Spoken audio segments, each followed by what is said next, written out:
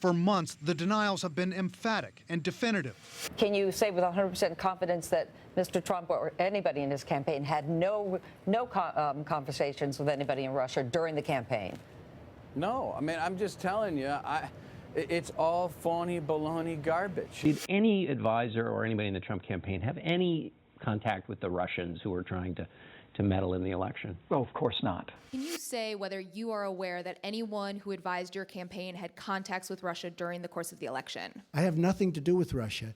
To the best of my knowledge, no person that I deal with does. It now appears those denials were, at best, deflections.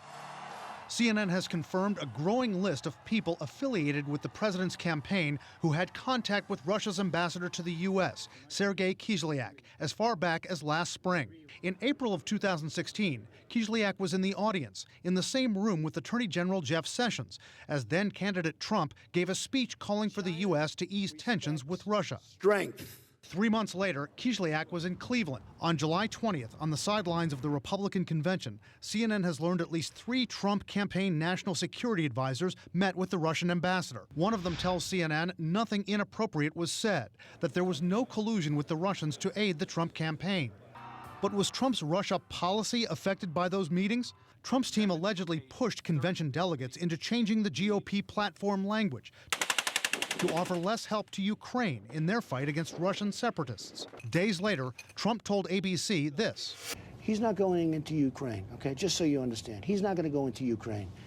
All right, you can mark it down, you can put it down, you can take it anywhere you want. He's already there, isn't he? During his confirmation hearing, Attorney General Jeff Sessions also denied any contacts as part of the campaign. I didn't not have communications with the Russians. But on Thursday, Sessions admitted he too met with the Russian ambassador in Cleveland. In retrospect, if I should have slowed down and said, but I did meet one Russian official a couple of times, that would be the ambassador. The week after that meeting in Cleveland, emails stolen from the Democratic National Committee were released, embarrassing Democrats during their convention. The Trump campaign denied any involvement.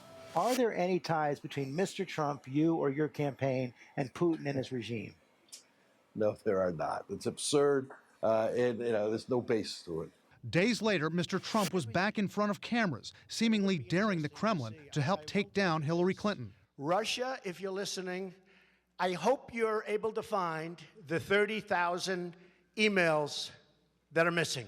U.S. officials now say the Russians were engaged in a concerted effort to help Trump get elected through hacks and fake news. On September 8th, Sessions, still a surrogate for the Trump campaign, met with the Russian ambassador a second time, this time in Sessions' Senate office. Sessions says the subject of Ukraine came up. CNN has learned contacts between the ambassador and Trump advisors continued after the election. In December, a senior administration official now says the ambassador met briefly at Trump Tower with Trump's son-in-law, Jared Kushner, and his appointed national security advisor, General Michael Flynn. Despite news cameras rolling constantly in the Trump Tower lobby, Kislyak was apparently never seen by reporters entering or leaving the building.